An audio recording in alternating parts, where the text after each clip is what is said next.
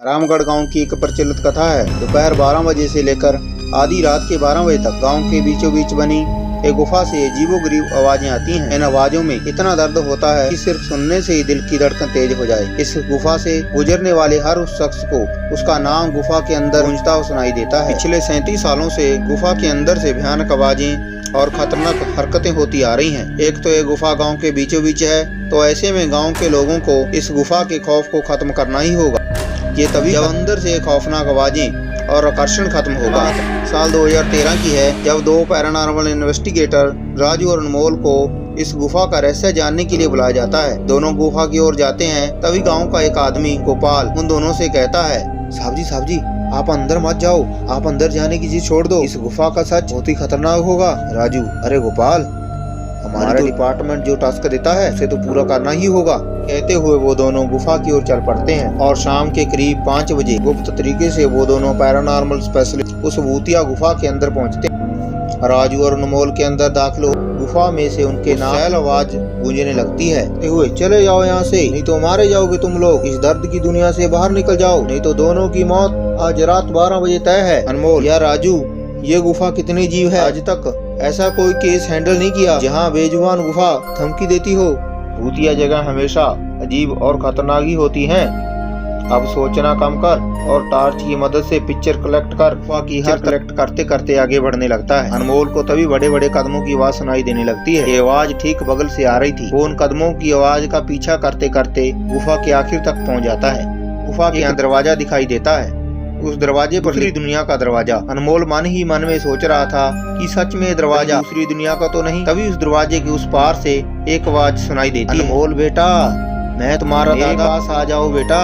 अनमोल, बाप रे, ये कैसा दरवाजा? मेरे दादाजी की आवाज है। अनमोल को उस दरवाजे के पीछे से दादाजी की आवाज सुनाई दे रही थी। वो सुनकर अनमोल खुश और इमोशनल हो रहा था। इस इमोशनल में वो एक बड़ी गलती करने जा रहा था। उसने दरवाजा खोलने के लिए हाथ आगे बढ़ाया कि तभी पीछे से राजू की एक चीख पूरी गुफा में गूंजने लगी। राजू की चीख भागता हुआ पीछे गया। अनमोल राजू के पास पहुंचा। वह बिल्कुल नॉर्मल खड़ा था, जैसे कुछ हुआ ही ना हो। अनमोल, राजू ये कैसा गंदा मजाक है, चीखे क्यों? राजू हल्का चुपचाप खड़ा रहा।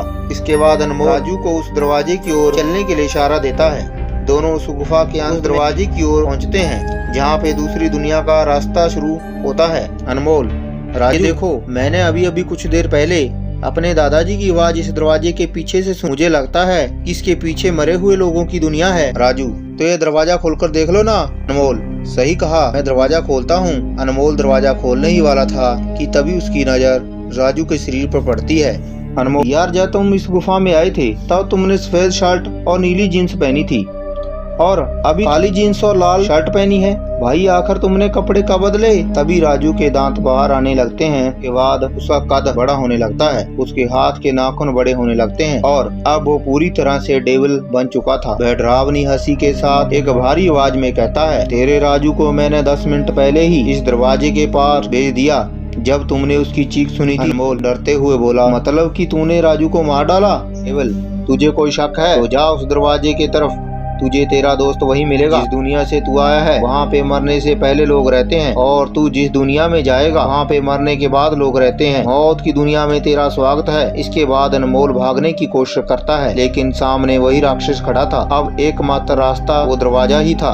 उसने सोचा ये दरवाजा इस गुफा के बाहर जाने का रास्ता होगा। अनमोल खुद की जान बचाने के लिए दरवाजा खोल देता है। उसको दरवाजे के अंदर पूरा अंधेरा दिखाई देता है। उस दरवाजे के अंदर से रोने की आवाजें और चिल्लाने की आवाजें आने लगती हैं। अनमोल इससे पहले कि दरवाजे को बंद करता एक लंबा सा हाथ उस दरवाजे के अंदर से आया और अनमोल को उस दूसरी दुनिया की तरफ खींच लिया। इससे अनमोल की एक तेज चीख निकल गई और वह डेविल भी जोरों से हंसने लगा।